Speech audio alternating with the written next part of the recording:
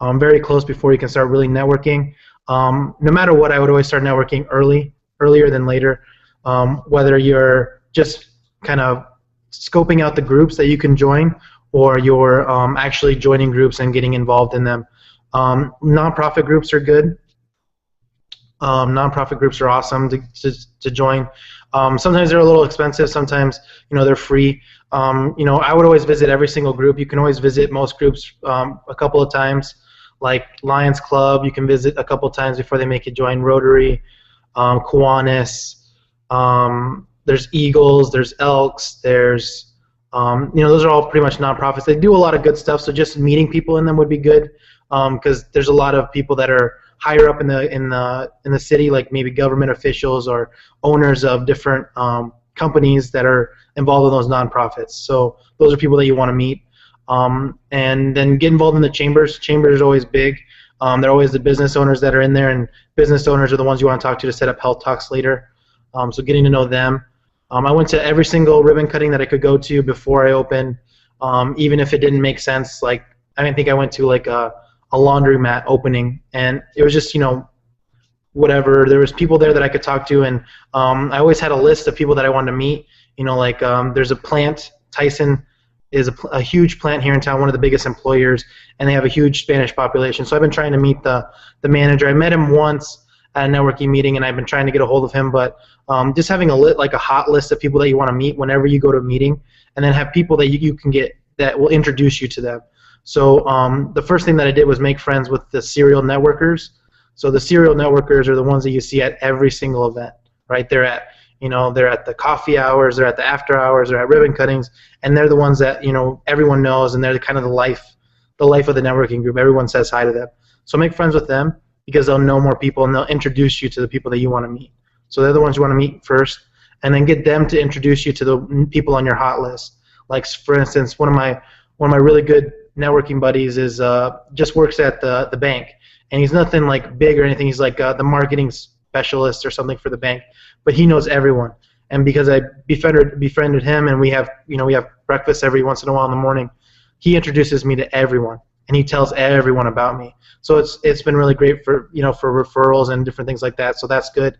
And then I joined BNI. The BNI group, honestly, people hear a lot of good things about BNI. The BNI group that I joined was not very good.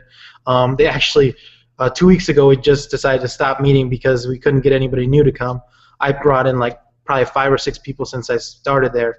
But that happens with BNIs. So you always want to visit them. You can visit BNIs twice before they make you pay and sign the big contract, because they're like $600 some bucks with the registration fee, and then the $500 or something charged for the year for the membership fee. So BNIs can be expensive, so definitely visit them. There's usually multiple ones in an area. There's only 2 in this area, so I really didn't have a lot of choices for BNI. I joined Elks Club. Elks Club here in town has 400 and some members. I haven't been as active in that one, but when I was before we opened, I was very active and met a lot of good people there. Got some referrals from it. Really, really good. The chambers I was heavily involved with. There's 2 chambers in town. I was involved in both of them. One had coffee hours every Friday morning, and they both had ribbon cuttings every week. Maybe 2 or 3 a week that you would have ribbon cuttings. And so I'd go to all those. And then after hours were once a month. Each group would have an after hour once a month, and then there'd be like a random, like other event, like maybe a lunch and learn at noon, or like a Chamber 101 meeting, kind of things like that. And those are good to go to. You still meet people at them. And then as you're doing these networking meetings, you want to set up one-to-ones, right? So as you meet someone new, you want to say, hey, it's great meeting you here. We should get coffee sometime and, talk further about, about what we each do. And so I would have coffee every day at 9 with somebody, 8 or 9, depending on everyone's work schedule. And then I would go to networking meetings around noon, and then do more one-to-ones just in the afternoon. And then sometimes I would have dinner or lunch with somebody, for the noon hour or the dinner hour. So every day I probably had 2 or 3 one-to-ones, and then 1 to 2 chamber events or networking events, whether it was, after hours or coffee or a meeting at Elks or Lions. Every day I would have 1 or 2 of those, and then 3 to 4 one-to-ones. And that kind of consisted of my whole week. That took up a lot of time. And on top of all this, I was doing the build-up myself. So every night I would have to come to the office and, figure out what the contract. My dad was my contractor, so figure out what he was doing, what he needed my advice on, and kind of how I wanted to do things. So my day was pretty busy. Networking all morning, and then doing some business to business. I didn't do a lot of business to business, so that wasn't really a big thing for my office. I think it would have been if I would have did it. I know business to business is good, but networking was more my bigger thing before we opened. And then so I was in the office doing a lot of that stuff, buying equipment, buying everything. So there's quite a bit of time spent on networking, getting stuff ready for the office. So you got to kind of be ahead of the game and know what groups you're going to want to join before you even graduate. So if you know the city you want to be in, I would at least get a blanket of all the networking groups and different things you can get involved with before you get there, so that you can visit them as soon as you get there and you kind of know what you want to do as soon as you get your lease. Or if you know you're going to be in the city and it's not that big of a city, you can start networking right away like I did. I highly recommend that. I'm trying to think what else I want to talk about. I don't know, I guess I could take some questions. I can't remember what else. Maybe I'm talking too fast. Is there anything you guys want me to repeat? When you had these one-on-one meetings, what were your basic topics you went over with them, and kind of what verbiage did you go through with them?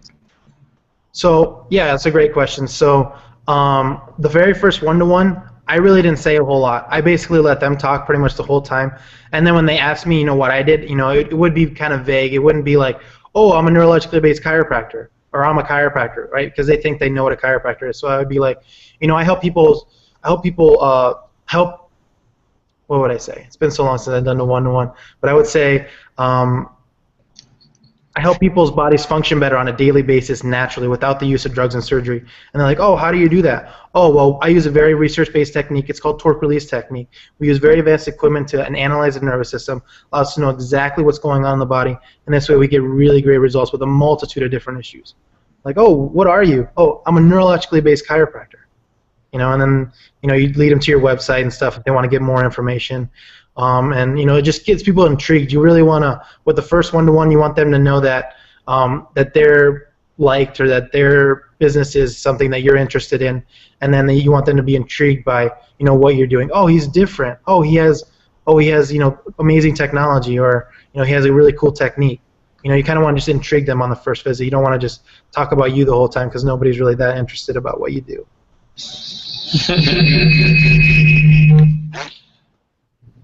Oh, hey, I have a question for you. For areas that you're not originally from, how do you go about marketing without being down there or visiting family? I guess, can you start early with something like that? Well, absolutely, you can always start early. You're not going to be, it's going to be more research than it's going to be like actually marketing and actually talking to people. You can send emails. I mean, you can do that. It's not as personal, so I wouldn't send emails to bigger people that you really want to get a hold of. I would send emails to, like, smaller businesses and things that you still want to get some more information from. Maybe more asking advice. I think that's what I did more of my first 2 months of networking, was just asking for advice on the area and trying to get to know people. And people really liked that because I was asking for their opinion, and people, really love giving their opinion.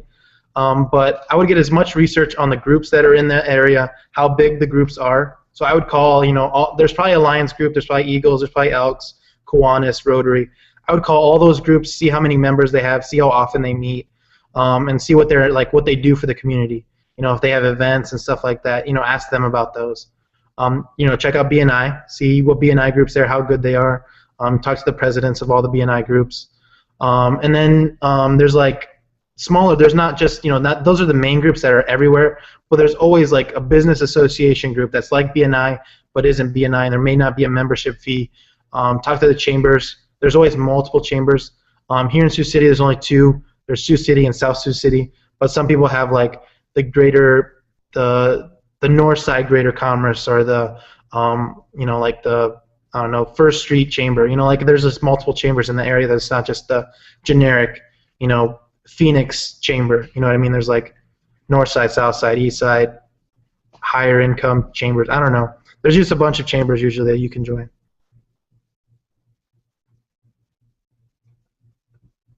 Dr. Juan, this is Kyle.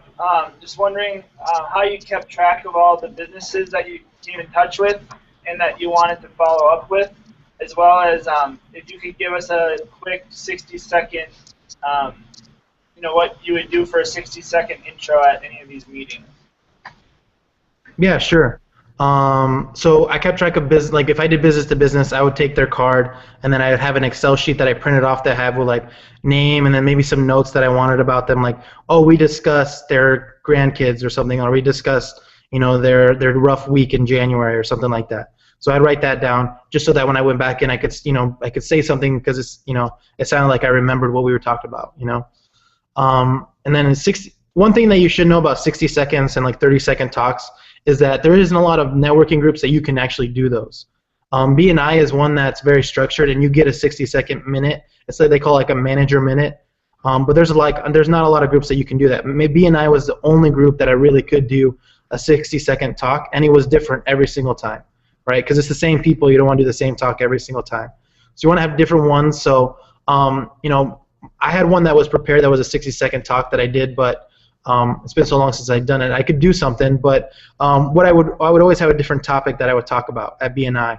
It would be like, kids with ear infections. I talk about, the eustachian tubes and how the adjustment to Alice would, help the angle of the eustachian tubes, helping the body drain better, and then how chiropractic is more effective than antibiotics. Or I talk about people with migraines and how the upper cervical area causes pressure on the spinal cord, which can, then cause migraines, or that the new research is showing that there's muscles that actually attach to the bones that then attach to the spinal cord. So in direct dural attachment. And then I talk about, kids with asthma. There'd just be a different topic, and I'd get more specific, and I'd throw in a little bit of research. And that would be part of my B&I 60-second. Sometimes I would do a testimonial. Testimonials were really big. But my chamber events, they would have like a 10-second thing. And so it'd be like, oh, we're doing a summer clothing drive, and that would be my 10 seconds. Please donate to our summer clothing drive. We have ages 0 to 14 that we're donating clothes for the community building blocks enrichment program. And then give the website, the address, whatever you want to do. But that's typically what 60-second talks are like. They're not really like a structured every single time you get the exact same talk.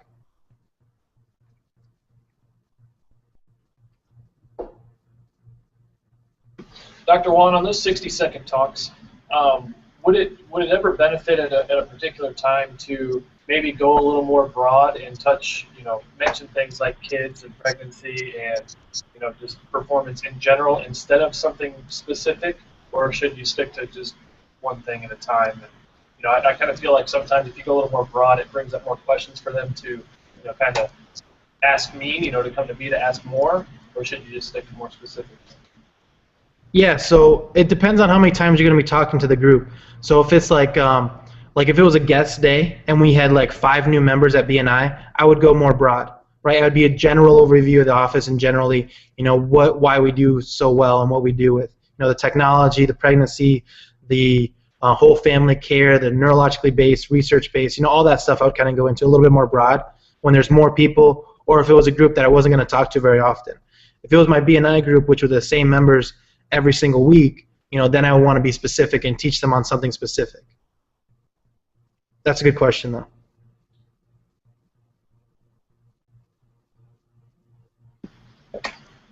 Hi, Dr. Juan. I was just wondering, when you talked about going to the ribbon cutting ceremonies and the openings and things like that, like what would your day consist of there? What are you trying to get accomplished more or less?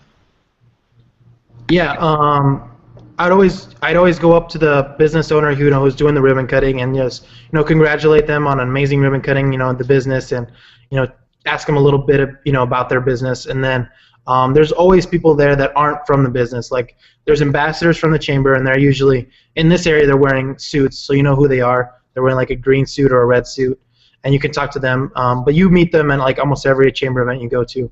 But there's always people from other businesses at these ribbon cuttings, right? It's maybe friends of the business owner, or maybe it's the next door neighbors of the business. So there's always people to meet at a ribbon cutting, always people to meet.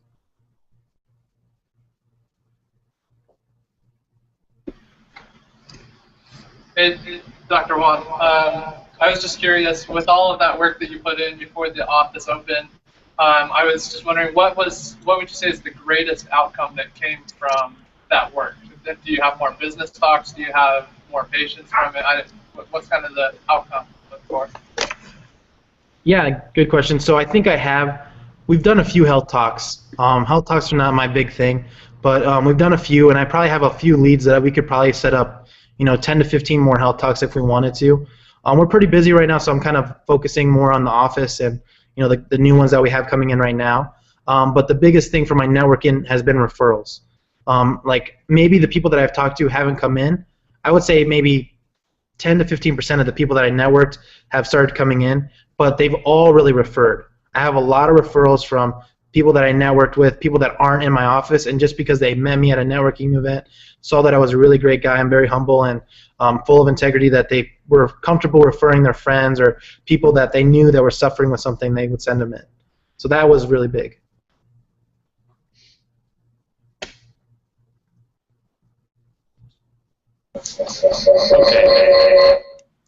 Okay, Dr. Juan, like as you were just saying with those referrals, if I remember right, when we had talked to Breckenridge, you had a big Hispanic base, if I'm correct. Yep. How important might that be as far as maybe going into a new city or a home city, anywhere really, to maybe reach out to that base, that demographic, whatever it is, Hispanic, Serb, whatever. How important would that be? To reach out to them? Yeah. Well, I mean, if you don't speak Spanish, it's going to be hard to reach out to a Spanish population. But you're talking about just a general population, right? That's big. I mean, I would figure out how, like every culture is a little different. The Spanish population is all about family. It's all about community. So it's really word of mouth with them. And so, like, once you get a few people in the office and they get great results, it really blooms. I mean, I think we had 10 new Spanish practice members last week. And so our practice is now probably 20 to 25% Spanish, which is pretty awesome. And it's just getting bigger and better, So just figuring out how that community works. Like, I think we have a Somalian community here that's growing, but, like, I don't know anything about their culture at all, and I can't speak whatever language they speak. And then there's an Asian population, and having someone that speaks their language is really key if you want to hit into a market like that. If you can't speak it, then at least have an assistant that does. I know there's 2 other chiropractors in town that see a pretty good Spanish population, and the one chiropractor kind of speaks Spanish, and the other one just has assistants that speak Spanish. And so we're the only full bilingual office where I speak Spanish, the CA speak Spanish, and we're completely fluent. So, well, pretty fluent.